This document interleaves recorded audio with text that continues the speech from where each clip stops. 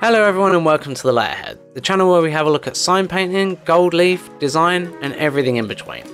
I do try and release a video every 3 weeks, although I've been a little behind lately, but I hope you consider subscribing and sticking around and having a look at some of the cool videos we're going to have coming up.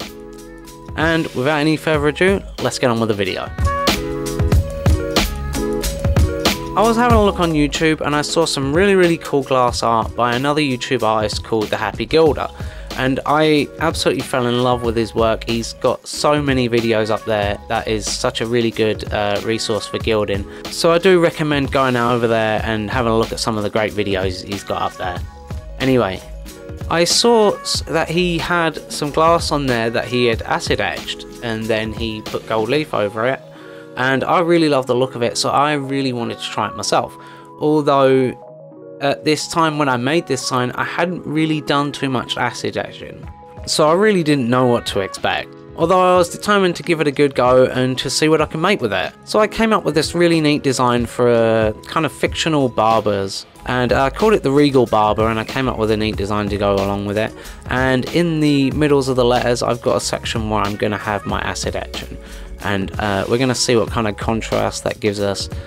Seeing as I'm kind of trying to keep the costs low on this one, I've gone with white gold instead of the standard gold leaf. This way it's a little bit cheaper, and if I do end up ballsing it up, then that way, well, you know, whatever, it's not too much cost for me. So I've already shown a video showing the process of acid etching, so I'm not really going to get into that. Plus I don't really think I'm the best person to learn about that process from, certainly not experienced in any way, so you're probably just going to learn bad things from me. So I'm going to skip through that, and I already have the mask applied, and I'm going to take away a lot of the mask so that I can paint the background on.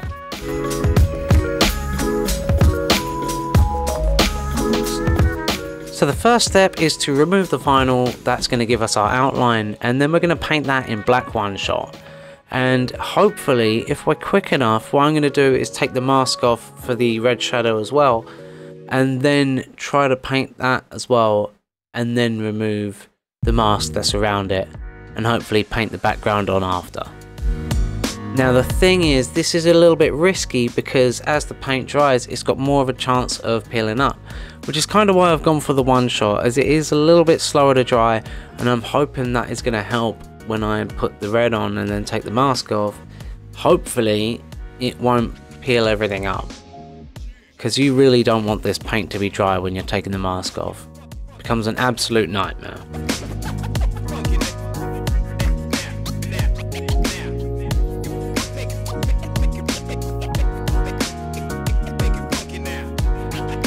At this point I was feeling pretty confident because the black felt pretty tacky, so I was putting on the red, and yeah, really hopeful that this was going to work, and honestly I really thought it was. But to be honest, some things weren't meant to be, and it really pulled up absolutely everywhere. It was everywhere, and in the end I kind of figured, well, let's just get the masks off quick as and see what I can save. And to be honest, when I got them all off, it was not savable. There was nothing I can do with it, and in the end I had to scrap it and start again. I was able to recycle the glass though, but it is a good lesson to learn to definitely make sure that the paint is still very wet when you take the mask off, especially on glass. It can be a big problem, and even for someone who's used to doing it like me, it still comes and bites you in the arse sometimes. Okay, so new day, same piece of glass. I've decided to give it a different kind of angle. This time what I'm going to do is paint the background on first, and then work in reverse to what I was going to do. So the background would work as a mask for what I'm going to do afterwards and where I'm going to paint afterwards. So I've got myself some glass brushes, some soft brushes, and I'm going to paint this on here in the background blue and work the other way around. This will give me a chance to take the mask off and then not have to worry too much about things drying next to the mask. As long as I work at a reasonable pace, it should be no problem.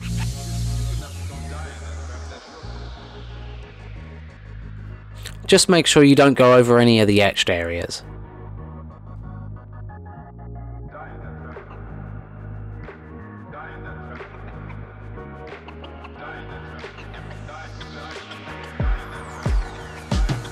And once it's all painted, you can take the mask off straight away. I wouldn't wait. Just be careful that you don't smudge the background at all, and sometimes it can be pretty difficult when the vinyl's small and it can have small imperfections, but these are things that you can tidy up later. Just get the mask off and you can worry about that at a different time.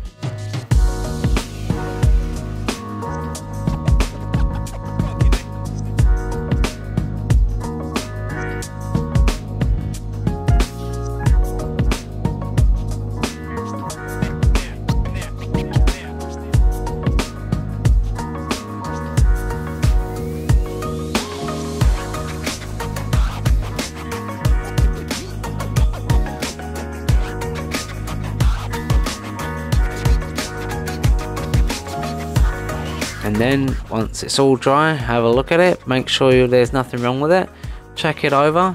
I think this one looks pretty damn good so far. Really loving the look of it.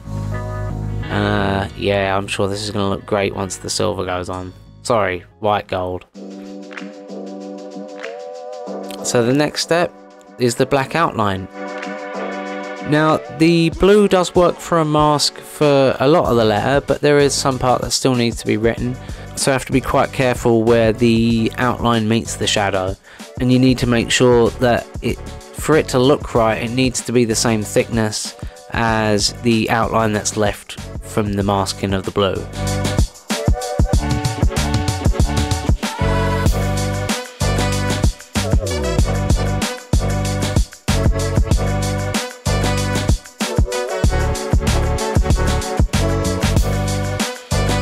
Certainly slower going, but it is definitely a lot easier than trying to fix a lot of the problems that we had with the paint pulling up on the previous try. So yeah, this is certainly the better way to do it.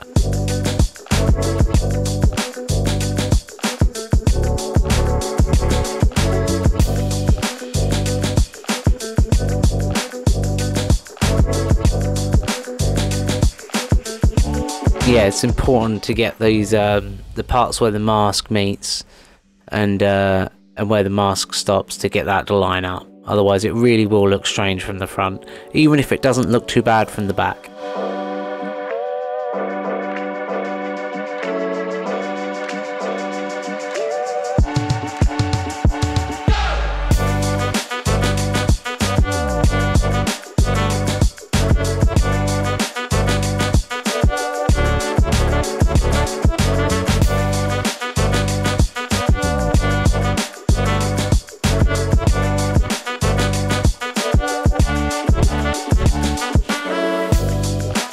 And make sure that you can't see any light in between, because that will show once you put the leaf on there.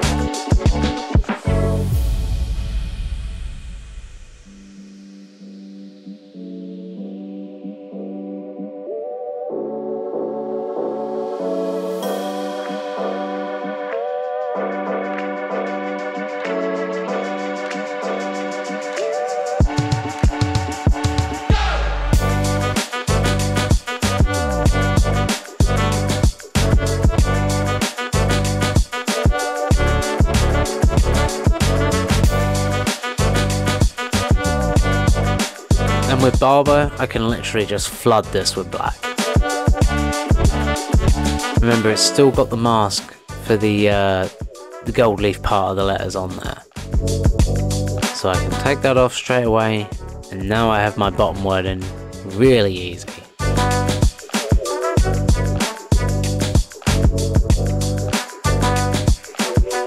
And it will come with some slight imperfections, but this is something you can fix later anyway, so I wouldn't be too worried at this point. Just make sure that before you go onto the red, that you go around with a cotton swab or something, or a blade, and kind of clean it up a bit. But once you're done with that, now you can lay on the red. Now the good thing about laying this on is you can work a lot quicker, because the blue and the black are going to act like masks from the front, and you're just going to see the areas that haven't been covered. So you can afford to be a little bit sloppy with this and kind of rush through it. Just make sure it goes down well, and that you can't see any clear areas. Make sure you cover everything, because obviously any parts that you don't cover, glass is going to stick to, and it's going to be a pain to get. And now once everything is dry, this thing is ready to be gilded. I'm actually really looking forward to using the white gold. I'd never used it before. I'd used silver, copper leaf, gold leaf of different types, but never actually got around to using white gold. So really looking forward to using this one, and just to see what it feels like, because I know a lot of the different leaves can be heavier than others. Really didn't like copper leaf or silver leaf, I found them to be too heavy, but gold leaf is exceptionally light.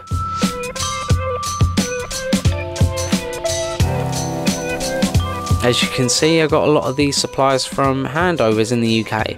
Now I'm based in Canada, but they do ship worldwide for certain items, and yeah, it was definitely worth it for price for me to actually go there rather than get suppliers over in Canada, because I don't know why, they seem to charge so much more than anywhere else. It really is a price gouge, but here we are.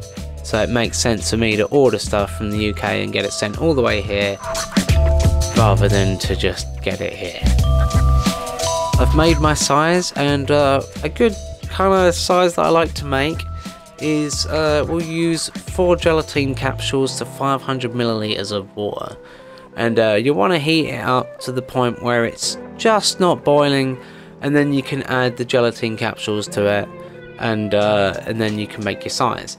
Now I did recently learn that putting a tiny driplet of dish soap in there, so you could get like a toothpick or the end of a fork or something, and dip it in some dish soap and let a drip go in there, and that should help the leaf lay down nicer onto the glass. And yeah, I gave it a go and it seemed to work pretty well, and yeah, so I've been giving that a try. Now don't be afraid to cut up your gold really small if you're going to do thin lines. I mean, you really don't want to be wasting too much of it, especially in my case where I really can't afford to be wasting any gold leaf at the moment. So I'm going to cut things up probably a little bit too small at times, but hopefully I'm going to try and keep wastage down and see how much of this book I use, because I get the feeling I won't really use anywhere near a full book. So when you're gilding, try and make sure that you always start at the top of your gilded area, so that obviously if you start off in the middle and then you go work on the lettering or anything above it, then the water that you put onto the glass is just going to go and sit behind the gold leaf that you've already laid. So you really want to start off at the top and then work your way down, so that, you know, you're not flooding areas that you've already gilded with water, which is something that you really don't want to do, especially if you want it to dry well.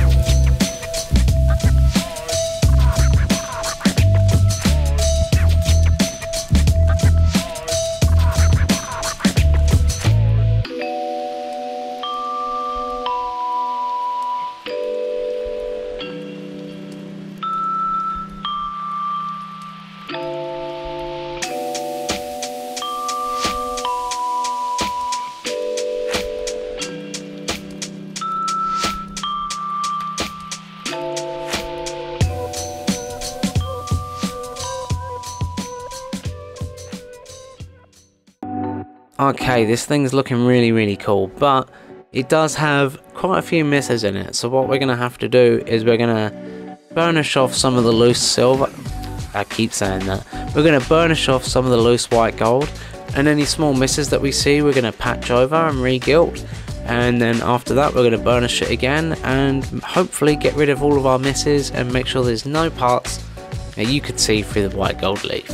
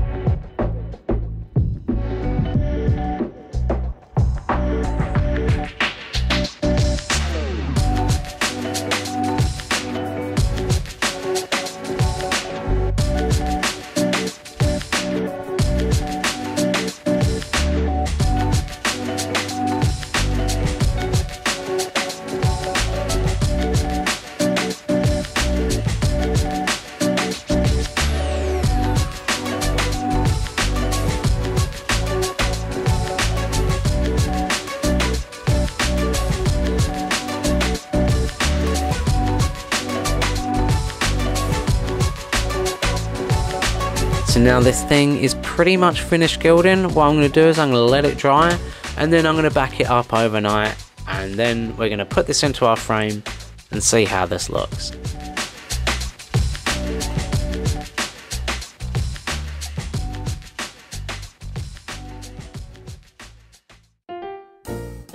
And man, I'm really happy with how this looks. I do notice that the white gold did have some trouble sticking to the frosted areas. Turns out if the glass is too frosted, then the gold's going to have trouble sticking to it unless you put some kind of medium through it. So like if you painted a clear coat over it, and then you would be able to gild to that. Apparently it doesn't work that way with glue chipping, or if the etching is not quite so fine as this. So I think with a little bit of tweaking I can have a look at it and see how I can get it to improve. But overall I think it looks bloody great. It looks really nice, and the white gold was really good to use too. Really light, just like using real gold, just like using the standard gold that you would get. Very light, not like silver or copper or anything like that. Not foily at all. But overall I absolutely love it. I think the frame needs a little bit extra work, maybe something nice on the front there. Didn't really get a chance to do that for the video, but that'll probably be a future project that I want to do. But for now, I have been Lewis the Lighterhead. Thank you very much for watching, and until next time, bye bye.